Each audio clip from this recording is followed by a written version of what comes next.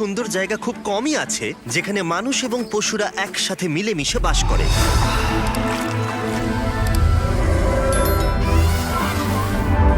আফ্রিকার মধ্যবর্তী এক অঞ্চলে কেনিয়াতে বসবাস করে মাসাই মারা উপজাতি। আমি এখানে 1 বছর আগে এসেছিলাম যখন গোটা আফ্রিকা জুড়ে 100টা কূপ খনন করা হচ্ছিল। যখন আমার সাথে দেখা হয়েছিল মাসাই উপজাতির একটি প্রাচীন যাযাবর গোষ্ঠী, যারা বহু বছর ধরে তাদের সংস্কৃতি এবং জীবনযাপনের পদ্ধতিকে ধরে রেখেছে। কিন্তু আমরা সারা বিশ্বের অন্যান্য জায়গায় যেমনটা দেখি, লোভ এবং মানুষের অজ্ঞতা প্রাকৃতিক পরিবেশের জন্য সবথেকে বড় হুমকি হয়ে দাঁড়িয়েছে। প্রাণীরা তাদের নিজের জায়গা খুঁজে নেয় মানুষের থেকে বাঁচার জন্য। পৃথিবীর প্রতিটা প্রান্তে প্লাস্টিক ছড়িয়ে গেছে, এটা সকলের জন্য একটা হুমকি। বিশ্বজুড়ে প্রায় এখন 1 মিলিয়ন প্রাণী বিলুপ্তির পথে। কিন্তু আশার আলো এখনো আছে।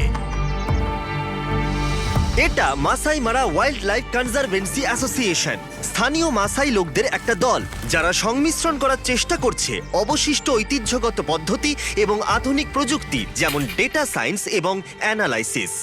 চোরা শিকার মুক্ত করা এবং অবশিষ্ট প্রাকৃতিক সম্পদ রক্ষা করাই এর লক্ষ্য।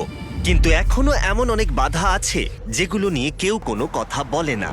তাই ড্যান এবং ড্যারেন মাসাই মারাতে ফিরে গেল এই সম্প্রদায়কে কিভাবে সাহায্য করা যায় সেটা দেখতে। এবং তাদের ক্যাম্প থেকে কিছুটা দূরে ড্যান এবং ড্যারেন অসাধারণ কিছু একটা দেখতে পেল। ও অসাধারণ। এ হলো এলিজাবেথ, অন্যতম বিপন্ন সাদা গন্ডার যাদের রেঞ্জাররা রক্ষা করছে।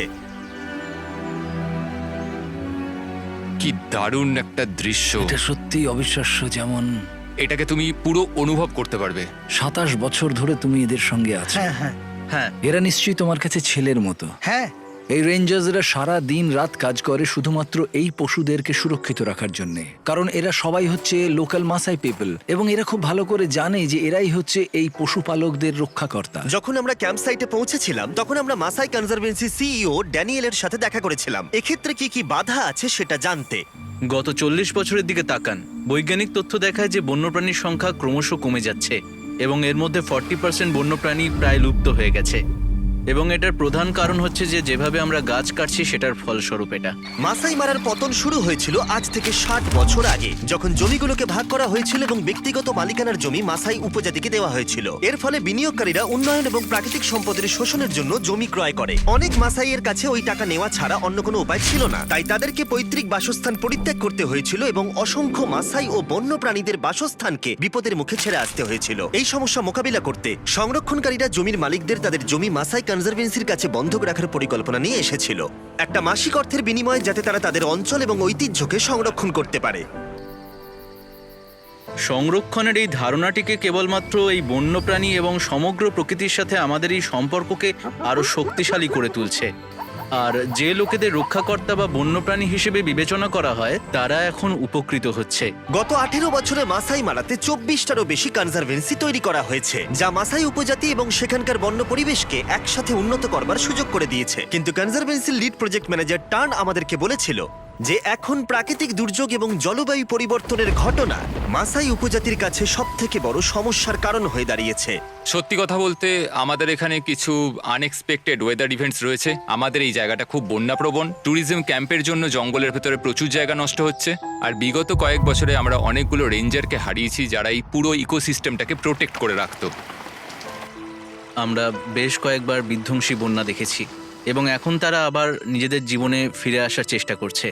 তারা দেখতে পেল যে নদীতে জলের স্তর অনেকটা বেড়ে গেছে এবং তারা ওটাকে পার করার চেষ্টা করে এবং তখনই তাদের গাড়িটা উল্টে যায়। জলের স্রোতটা তখন এতটাই ছিল, ওরা জানতো না সেটা।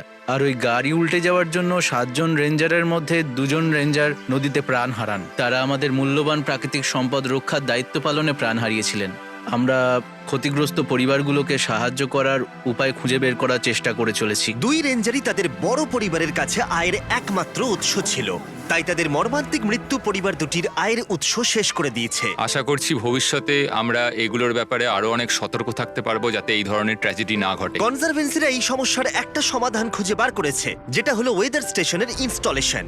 ওয়েদার স্টেশন সেখানে খুবই প্রয়োজন ইকোসিস্টেমটাকে মনিটরিং করার জন্য, আর সবচেয়ে বড় কথা আগত বিপদ সম্পর্কে আগাম জেনে নিয়ে সেই মতো নতুন সিদ্ধান্ত নেওয়ার জন্য এবং বন্যপ্রাণ সংরক্ষণের জন্য। রেঞ্জার বেস ক্যাম্পের সব থেকে বড় অসুবিধা হলো ইলেকট্রিসিটির অভাব। এর ফলে যেটা সব থেকে অসুবিধার হয়ে পড়ে সেটা হচ্ছে ফ্ল্যাশ লাইটকে পাওয়ার দেওয়া বা কারেন্ট ওয়েদার স্টেশনকে পাওয়ার দেওয়া।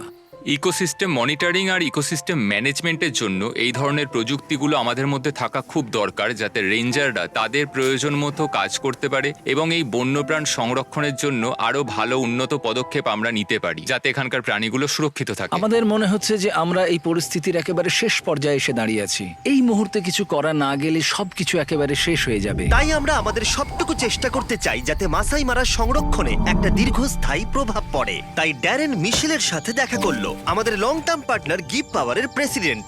তারা কনজারভেন্সির সাথে রেঞ্জারদের জন্য ক্লিন এনার্জি তৈরি করার চেষ্টা করছে, যাতে গিভ পাওয়ার গোটা রেঞ্জার স্টেশনকে ক্লিন এনার্জির সাথে রাতের বেলা আলো দিতে পারে। এবং সব থেকে বেশি গুরুত্বপূর্ণ হলো ওয়েদার স্টেশন এবং সেন্সরকে পাওয়ার সাপ্লাই করা, যাতে আবহাওয়ার পরিবর্তন বুঝতে এবং মাসাই উপজাতিকে সুরক্ষিত রাখতে সুবিধা হয়। আসলে আমি খুব এক্সাইটেড ছিলাম, কারণ আমাকে সুযোগ করে দেওয়া হয়েছিল এই রেঞ্জার স্টেশনগুলিতে পাওয়ার এনে দেওয়ার জন্য। আমরা এখানে একটা ডিজিটাল কানেকশন তৈরি করে দেওয়ারও সুযোগ পেয়েছি, সেই ইনফরমেশনগুলোকে জড়ো করে দেওয়ার জন্য যেগুলো তারা ফিল্ড থেকে পায়, এবং যাতে আমরা সবাই মিলে এই কার্বন ক্রেডিটস শুরু করতে পারি। কোম্পানিগুলো কার্বন ফুটপ্রিন্ট অফসেট করতে কার্বন ক্রেডিট কিনেছে এবং সেগুলোকে কাজে লাগাচ্ছে গ্রিন হাউস গ্যাসকে কন্ট্রোল করতে। যদি কনসারভেন্সিগুলোর কাছে আরো ওয়েদার স্টেশন থাকে, তাহলে কোম্পানিগুলোকে তারা কার্বন ক্রেডিট বিক্রি করতে পারবে, যাতে মাসাই মারার বিস্তার এবং সুরক্ষা আরো নিশ্চিত হয়।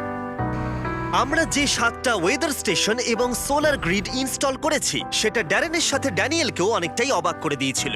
ড্যানিয়েল, আমরা আরো নতুন 5টা ওয়েদার স্টেশনের পেছনে ইনভেস্ট করতে যাচ্ছি। আমার কাছে কৃতজ্ঞতা প্রকাশ করার কোনো শব্দ নেই। আমি মাসাই সম্প্রদায়ের হয়ে এই কথাটা সবাইকে বলতে চাই। এখানের হাজার হাজার জমির মালিক যারা এখানে নেই, তারা খুব খুব খুশি হবে।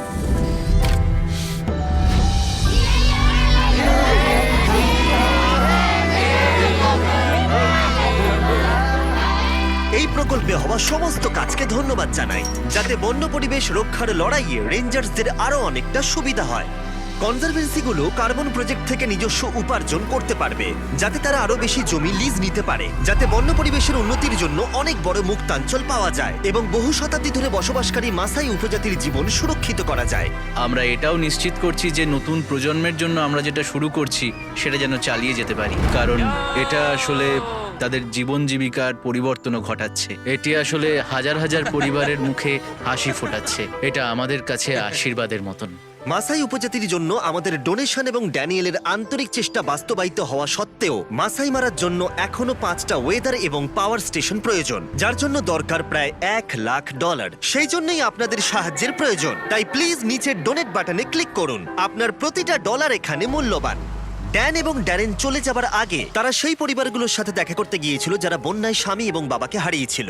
ড্যানিয়েল তাদেরকে বুঝিয়েছিল যে বিস্ট ফিলান্থ্রপি তাদের বিশাল আর্থিক বোঝা কমাতে পুরো 1 বছরের জন্য তাদের গোটা পরিবারের জীবনযাত্রার খরচ ডোনেট করছে।